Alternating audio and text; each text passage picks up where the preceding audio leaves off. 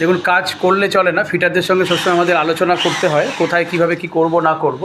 তো আমরা lake gardens অঞ্চলে আছি এবং পুজোর আগে চরম মুহূর্তে আমাদের এক্সপার্ট ফিটাররা যারা আছেন তারা সমস্ত যে স্ট্রাকচার দাঁড় করিয়েছে সেই স্ট্রাকচারগুলোই দেখে নেওয়া এবং প্রত্যেকটি ঘরের যে সমস্ত ফার্নিচার হবে সেই ফার্নিচারে কী ধরনের সানমাইকার ফিটিংস হবে, কী কালার হলে ভালো লাগবে, ঘরের কালার কী হবে।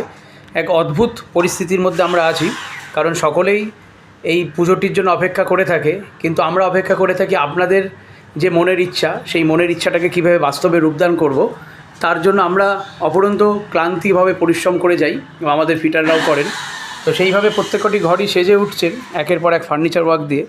আমরা সেটাই দেখে নিচ্ছি শেষ মুহূর্তে, এবং কোথায় কী ধরনের ফার্নিচার লাগবে, কী মেটেরিয়ালস লাগতে পারে, সেগুলো সবটাই আমরা তুলে ধরছি আপনাদের সামনে। আপনারাও যাতে একটি কনফিডেন্স লেভেলটা থাকে আমাদের কাজ দেখে, যে আমাদের এক্সপার্ট ফিটাররা যে কাজ করছেন শুরু